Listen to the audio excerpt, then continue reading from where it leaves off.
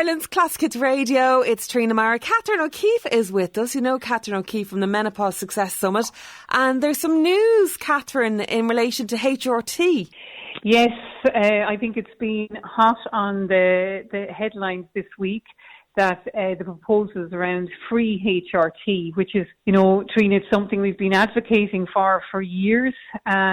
It started with the Women's Task Force back in 2019 and, you know, a motion was put forward by the Green Party this year to kind of push for free HRT, which is just fantastic. And I think this needed to happen. I think now there's quite a few questions in relation to, you know, what's it going to look like?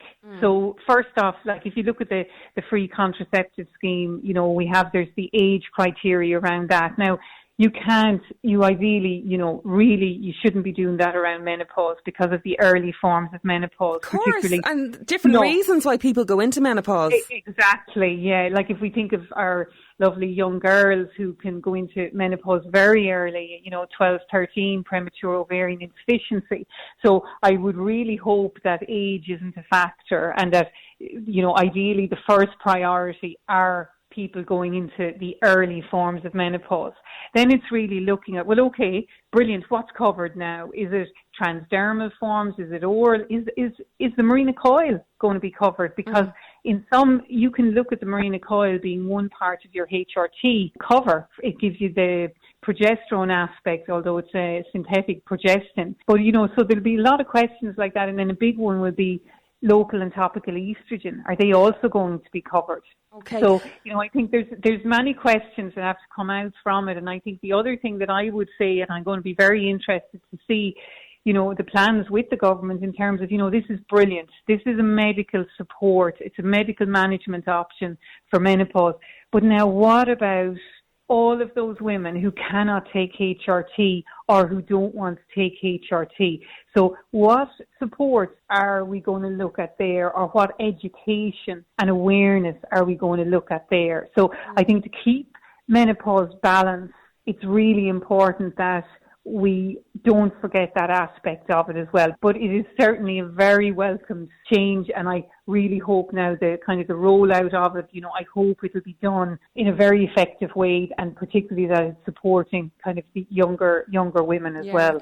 Catherine, can I ask you how costly it is? Because I'm not at that stage yet myself, the HRT, and I just love to know. It really depends, Trina, what you're on. So you could be going anywhere from €40 a month to €80 and up a month. It depends what you're on. So if you're on, you might just be on oral HRT, you could be on transdermal, but if you then start adding in, you know, your local, your topical estrogen, your Vagifem, Vagirux, etc., all of a sudden there's more cost there. If you start to add in testosterone, very expensive. So it's going to really depend, but you're certainly looking at upward of €50 a month. Now, saying that, you can go to certain pharmacies and you might get it a lot cheaper. We know that HRT is expensive in Ireland.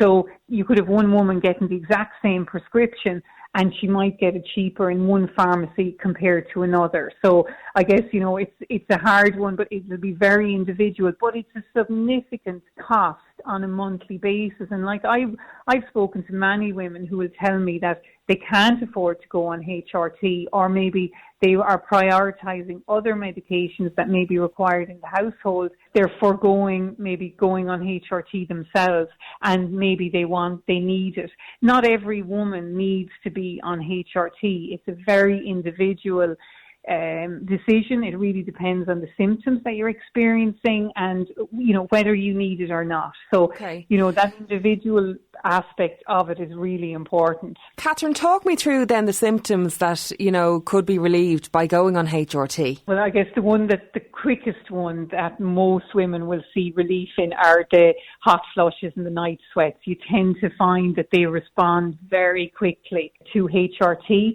Then it can also help help in relation to aches and pains. If you've, any part of your body where you have aches and pains, it can help with sleep, particularly the likes of eutrogestin with great affinity with sleep.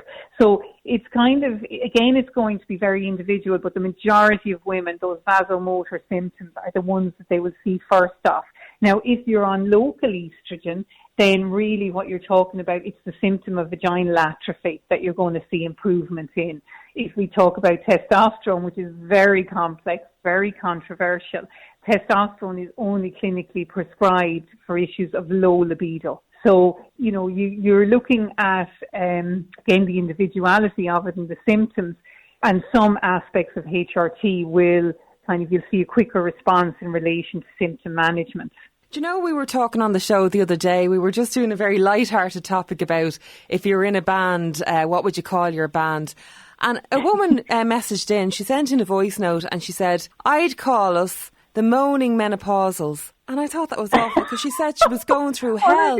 She said her words were she was falling apart. And it just shouldn't be like that, Catherine. No, it definitely, no way, Trina. And look, in this day and age, there should be no woman out there who's suffering. There really shouldn't.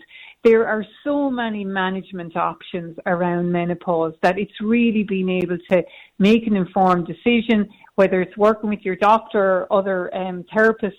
It's making an informed decision as to what works and suits you best. But, I think, and that's where I'll go back to, I think it's very important that we're making progress with HRT, but we need to keep making the progress with menopause so that everyone understands what are all of my management options, not just the medical ones. What else can I look at? And, the underpinning is, we talk about it the whole time. It is lifestyle. You can take HRT. It's not a magic bullet. It's not a get out of jail card for doing your exercise, watching what you eat, looking after your mental health. You still have to do all of these aspects of your life as well. And I think that's where it's really important that it's a very balanced awareness in relation to menopause. And nobody wants to be a moaning myrtle as they're going through menopause, and definitely, I think in this day and age, that shouldn't be the case. Yeah.